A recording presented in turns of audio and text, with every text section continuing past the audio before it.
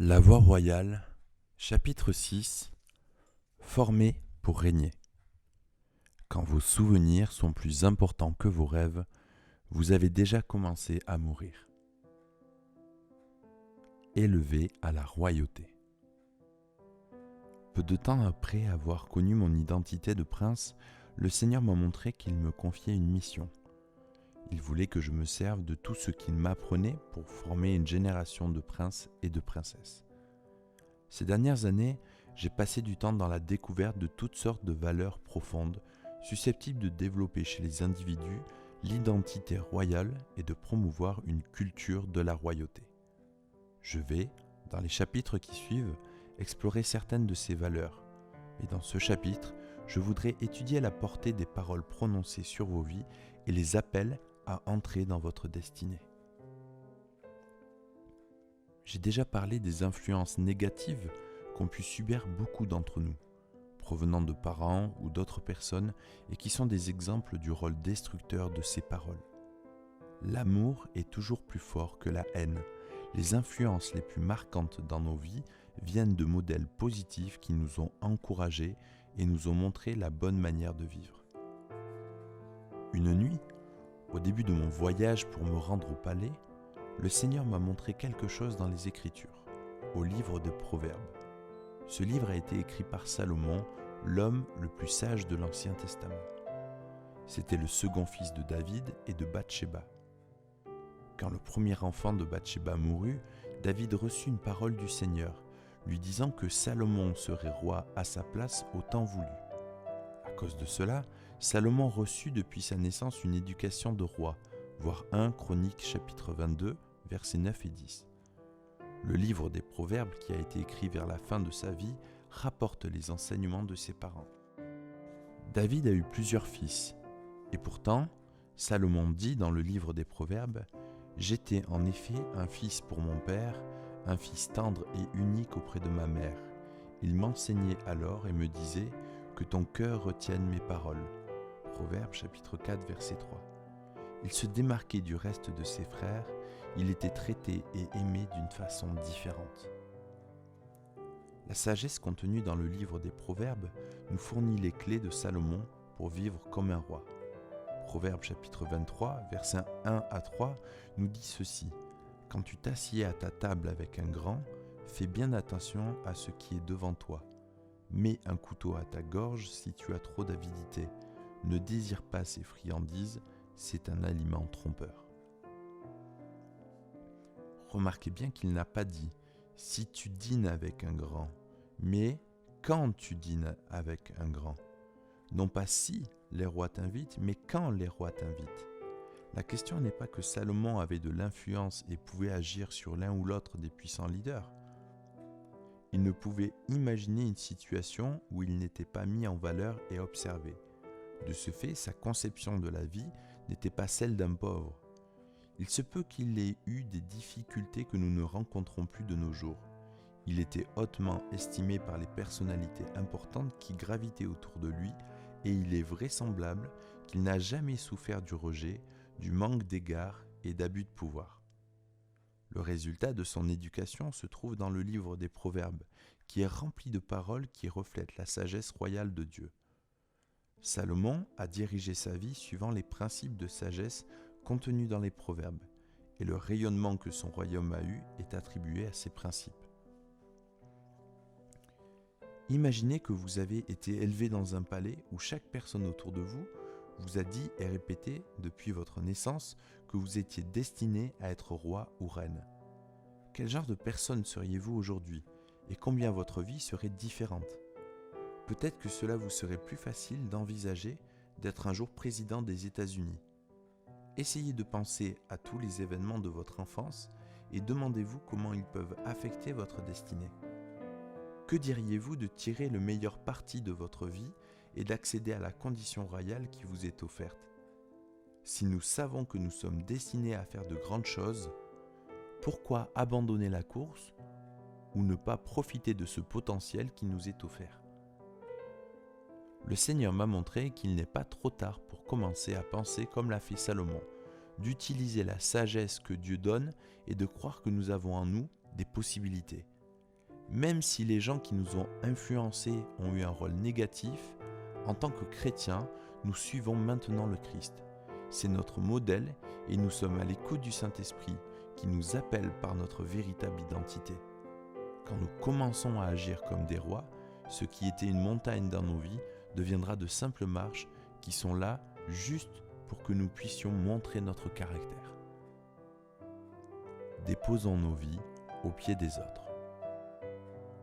Pensons à Esther dans l'Ancien Testament. C'est pour nous une femme, reine d'un empire païen. Nous oublions qu'elle n'était pas, par sa naissance, destinée à avoir une vie privilégiée. Sa vie fut changée parce que quelqu'un l'a dirigée vers sa destinée royale. Son oncle Mardochée l'a adoptée après la mort de ses parents. Il est évident qu'il l'a aimée et il l'a élevée en lui disant qu'elle était belle et qu'elle avait de la valeur. L'influence de ce parent lui a appris à tenir ferme. Elle a été sélectionnée pour être candidate à la fonction de reine avec beaucoup d'autres jeunes filles. Elle fit impression sur les chefs de la garde royale. La Bible dit « Esther était considérée avec faveur par tout le monde ». Esther chapitre 2 verset 15. Même si Esther n'était pas encore prête pour rencontrer le roi, l'éducation de Mardochée l'avait préparée à surpasser les autres pendant son année de préparation dans le harem du roi. Là, elle apprit à se conduire en reine. Son temps de préparation était réparti en 2 sessions de 6 mois chacune. Cela consistait à purifier son corps, en premier avec de l'huile et de la myrrhe, en deuxième avec des aromates et des cosmétiques. La formation que son oncle lui avait donnée et l'année d'intense préparation l'ont conduite au triomphe. Voici ce que dit la Bible. Le roi aima Esther plus que toutes les autres femmes, et elle gagna sa faveur et sa bienveillance plus que toutes les autres vierges. Alors, il mit sur sa tête la couronne royale et la fit régner à la place de Vasthi, Esther chapitre 2, verset 17. Plus loin dans ce livre, nous parlerons de l'importance de la position royale d'Esther et la façon dont elle résista dans les temps de trouble pour sauver son peuple. Élevée en princesse. Bonnie est une dame qui a obtenu un diplôme dans notre école de formation au ministère, et c'est l'exemple d'une femme de notre époque appelée à la royauté. Une année après l'obtention de son diplôme, elle est devenue une référence dans l'école. Quand j'ai rencontré Bonnie pour la première fois, je me suis rendu compte que c'était une personne spéciale. Je lui posais des questions dans le but de lui proposer une place d'étudiante dans l'école. Pendant toutes ces années, j'ai eu des entrevues avec des centaines de gens pour du travail et pour le choix d'école, mais elle était différente. Quand elle est entrée dans mon bureau, sa tenue était soignée et elle avait un crayon et un bloc de papier. Elle était prête à me poser des questions sur l'école. Elle m'a dit qu'elle envisageait de venir à l'école de formation au ministère et qu'elle, ainsi que son mari, voulaient connaître mes références puisque j'en étais le directeur. Elle n'est pas venue en cherchant à m'impressionner ou en me suppliant de l'accepter. Elle avait une mentalité complètement différente. Bonnie et son mari essayaient de savoir si nous n'essayions pas de la récupérer. Je pensais diriger l'entrevue, mais en fait, c'était elle qui posait les questions. Elle voulait savoir où j'étais allé à l'école et où j'avais obtenu ma licence en théologie. Elle me demanda aussi qui m'avait donné cette licence et où j'avais reçu ma formation au ministère. Pour finir, c'est moi qui me sentais intimidé. Je dus admettre que je n'avais aucune formation officielle, que je n'étais jamais allé à l'université et que je n'avais aucun diplôme universitaire. Je lui ai alors parlé de ma rencontre avec Dieu et comment il m'avait appelé à lever une armée de guerriers pour rebâtir des villes en ruine, voir Ésaïe 61, verset 4. Elle posa alors son crayon, me regarda dans les yeux comme si elle scrutait le fond de ma pensée, et dit « C'est de Dieu et je veux y participer ». 2 années plus tard, elle obtint son diplôme et nous lui avons demandé de faire partie du personnel de l'école.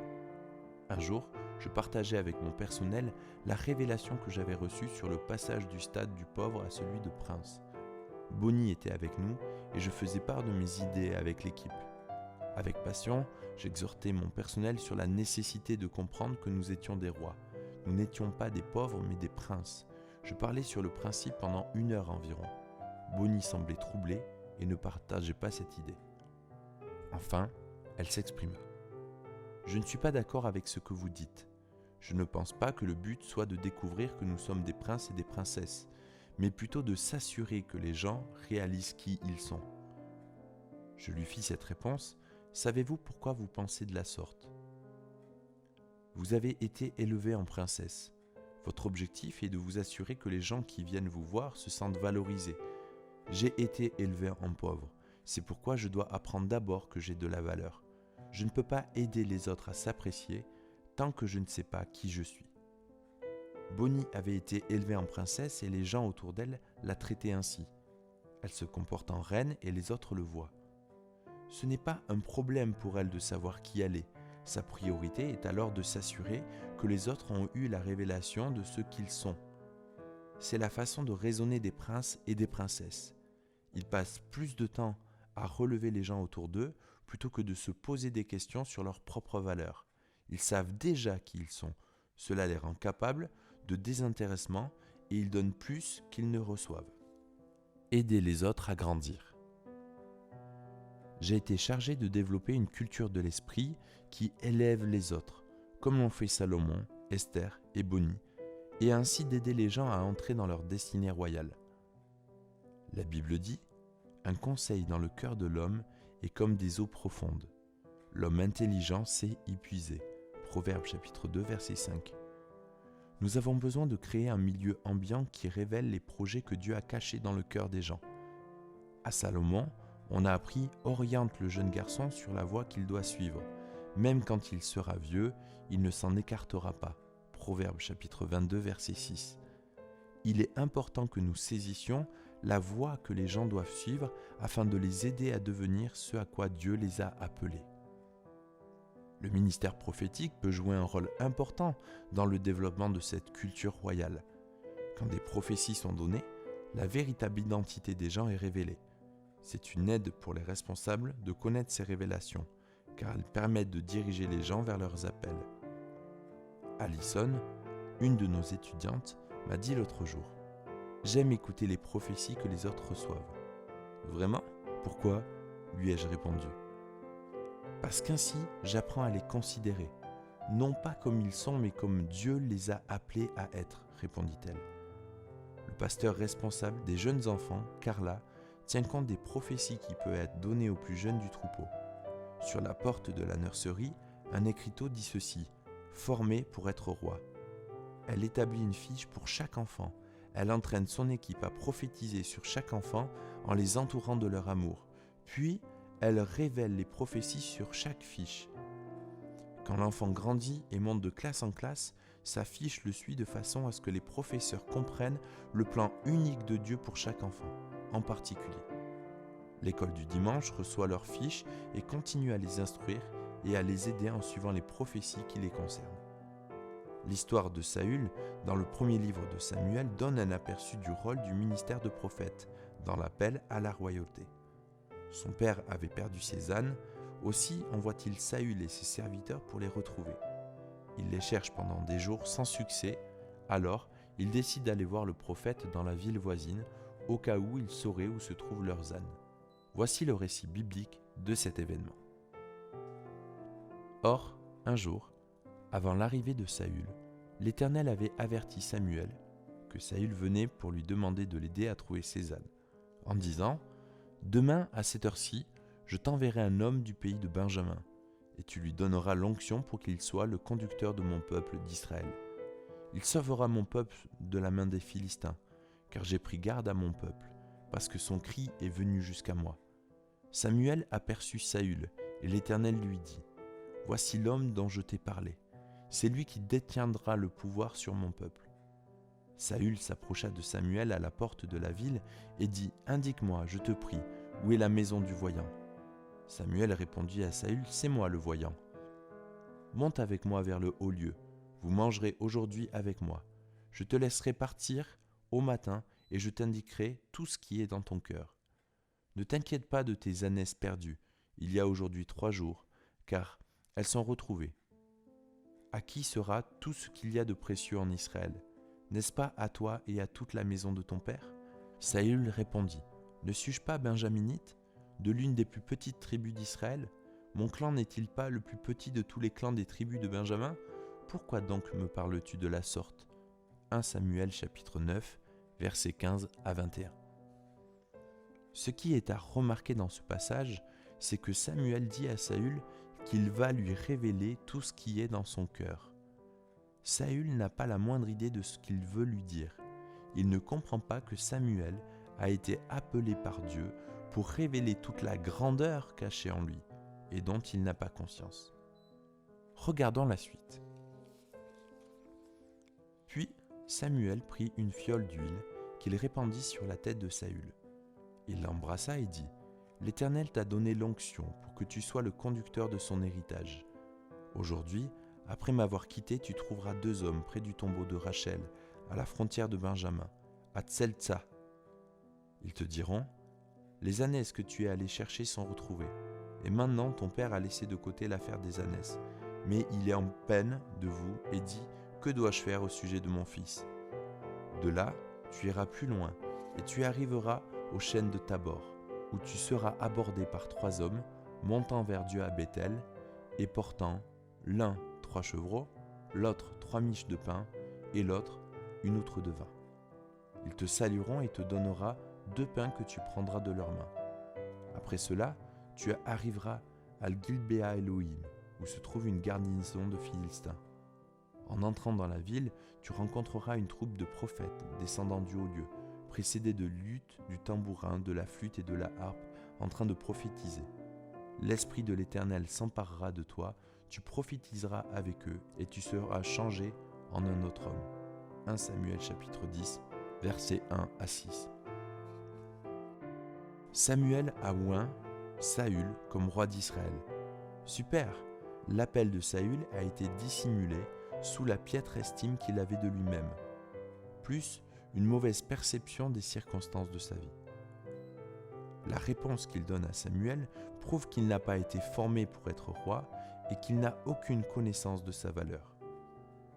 Ne suis-je pas benjaminite, de l'une des plus petites tribus d'Israël, et mon clan n'est-il pas le plus petit de tous les clans des tribus de Benjamin ? Remarquez de quelle manière les prophètes qu'il a rencontrés l'ont transformé et l'ont remis à sa vraie place, celle à laquelle il avait été destiné depuis sa naissance. Le vrai Saül était englué dans le bourbier de sa mésestime de lui-même, dans son insignifiance et dans son péché.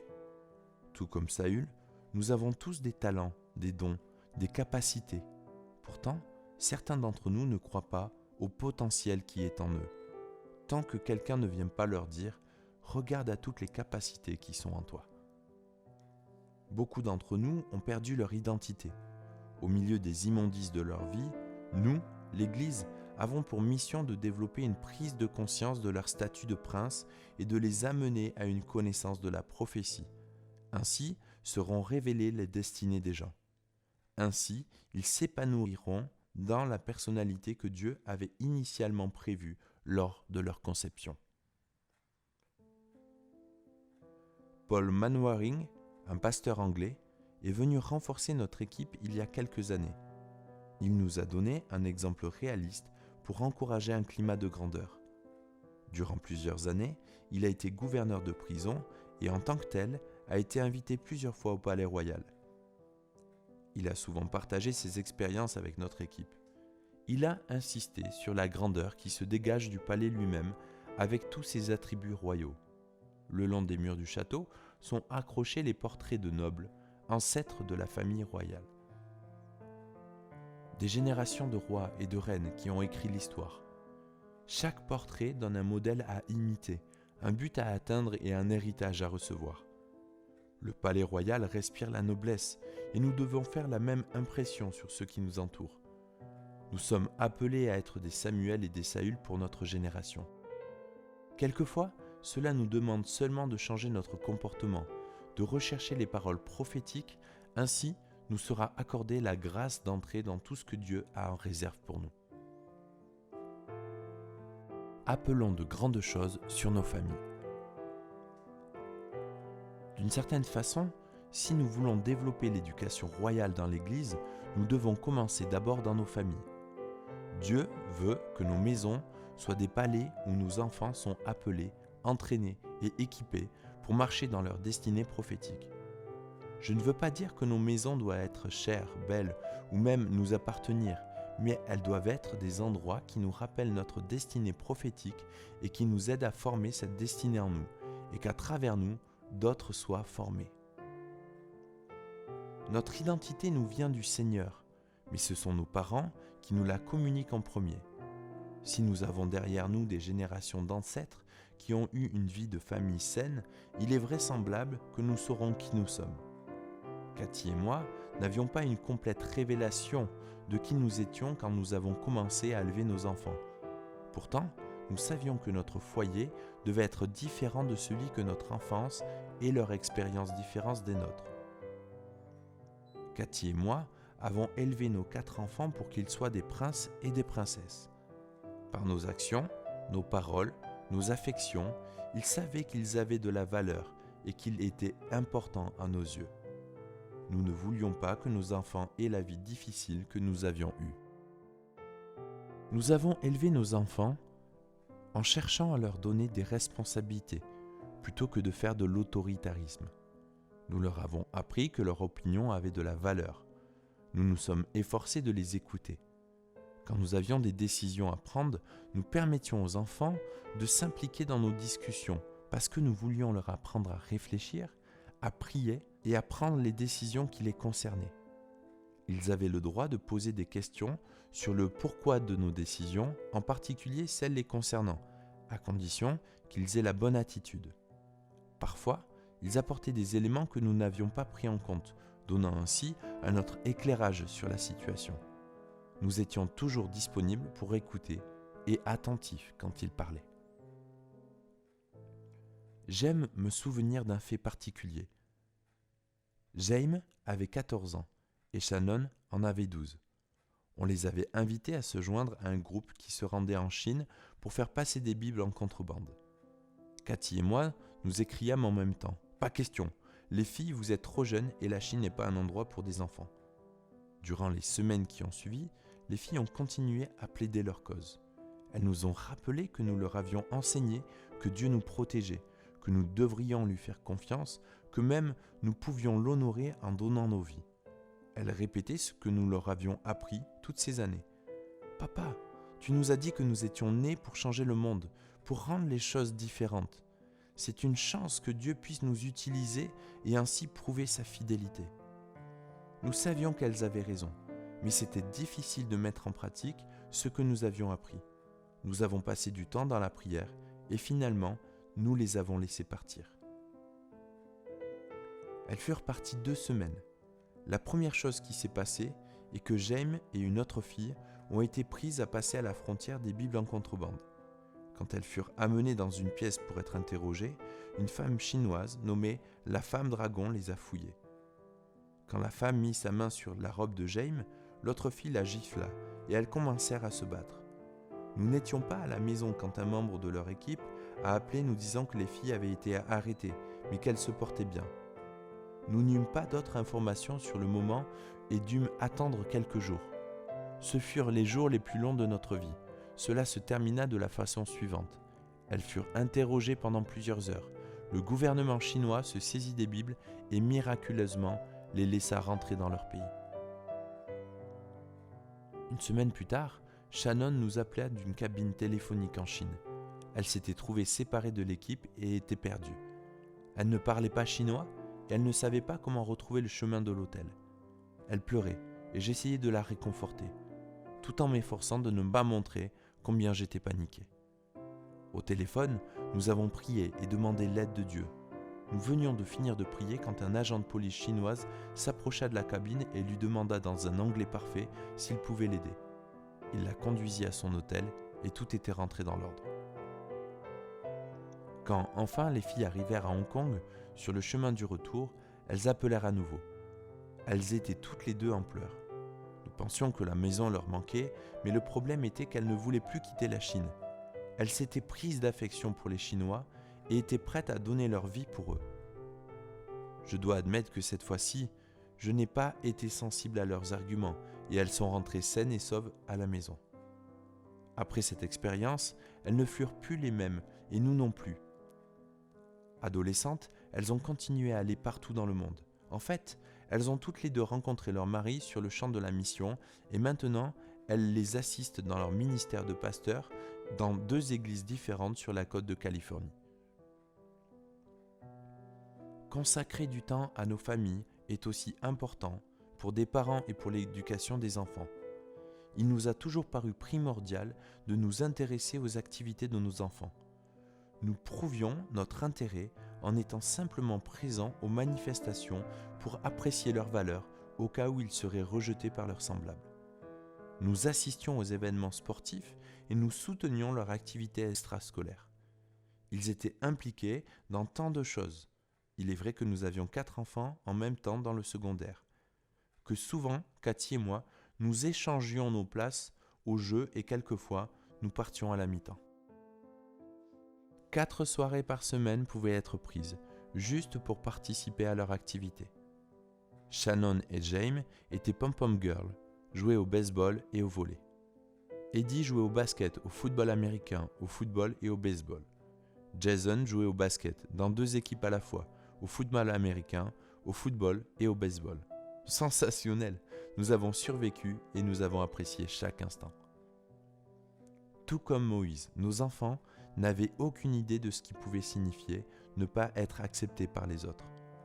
Quand moi j'étais au lycée, je passais mon temps à attendre que quelqu'un m'appelle. J'étais très sociable, mais comme dans ma famille, on me considérait comme un moins que rien, je n'osais appeler personne parce que je craignais qu'on refuse de me parler. Mon fils Jason était aussi très sociable. Quelquefois le soir, il appelait 8 ou 10 personnes. Il avait une saine estime de lui-même et avait confiance en lui. Il avait un esprit d'initiative, se faisait une place dans la vie des autres et il était sûr qu'il était content de l'entendre. Cela ne lui est jamais venu à l'esprit qu'il refuserait de lui parler. Il n'avait aucune crainte d'être rejeté. Chaque enfant a des besoins différents. Et une fois que j'ai dû intervenir pour empêcher le rejet de briser le cœur de ma fille James et Shannon sont belles toutes les deux, mais elles ont des personnalités opposées. Pendant que Shannon avait une vie sociale, sortait, se faisait des amis et savait amuser à la galerie, James lisait, faisait de l'haltérophilie ou avait des activités plus individualistes. Au lycée, leur groupe de jeunes organisait des dîners et des soirées récréatives pendant lesquelles elles pouvaient s'amuser dans un environnement sécurisé et apprendre à développer des relations avec le sexe opposé. Quelquefois, Shannon recevait plusieurs invitations de jeunes gens différents. Personne ne demandait à James. On avait l'impression que les jeunes gens étaient intimidés par sa nature forte et sereine. La sonnette retentissait et immédiatement, Shannon sortait pour aller à son rendez-vous. James montait dans sa chambre, des larmes coulaient sur ses joues. Elle s'allongeait sur son lit et pleurait. Il m'arrivait de la trouver là, la tête enfouie dans l'oreiller. « Papa, pourquoi on ne m'invite jamais à sortir ? Y a-t-il quelque chose qui ne va pas en moi ? Suis-je laide ?» avait-elle coutume de demander. Intérieurement, je souffrais pour elle. Je répondais « C'est parce qu'ils ne savent pas encore comment faire pour sortir une princesse. Habille-toi, moi je vais t'inviter. » Je la menais dans les meilleurs endroits de la ville et nous avions un bon temps ensemble. En fait, je la sortais plus souvent que je ne sortais Cathy. Je voulais qu'elle sache quel effet cela faisait d'être invitée, de s'amuser, d'être traitée avec respect. Grâce à ces moments privilégiés que nous avions ensemble, Jaime n'a pas perdu sa confiance en elle et elle a affirmé sa personnalité à un moment difficile de sa vie. Aujourd'hui, elle est une épouse confiante et heureuse. Pasteur et mère, elle n'a pas à lutter contre des problèmes d'insécurité qu'elle aurait pu développer quand elle était au lycée. Notre appel. Faisant partie du sacerdoce royal de Dieu, nous sommes appelés à développer une certaine culture, dans nos maisons, nos églises, notre travail et éventuellement dans notre pays, qui amène les personnes à faire fructifier le meilleur d'eux-mêmes. Ainsi, il leur est plus facile de marcher vers leur destinée princière.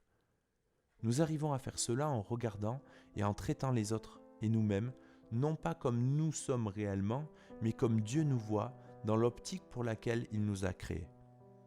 Cette connaissance et cet amour découlent uniquement de notre intimité avec Dieu. Nous ne sommes plus esclaves, mais ses amis. Nous marchons à ses côtés comme les rois et les reines de sa cour. Mon combat contre l'insécurité est la preuve de l'effet négatif que d'autres peuvent avoir sur nos vies quand ils nous rabaissent au lieu de nous aider à nous affirmer. La force, le courage, la confiance en soi que je vois dans mes enfants, les exemples de Salomon et d'Esther sont un témoignage de l'effet produit dans la vie des gens quand quelqu'un les aide à mettre au jour leurs valeurs cachées. Que Dieu vous donne la perspicacité afin que vous puissiez voir au-delà des problèmes dans lesquels les gens se débattent.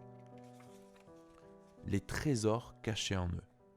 Puisse-t-il nous donner de la sagesse pour former des rois et des prêtres, et puisse-t-il nous donner le pouvoir de détruire les œuvres du diable.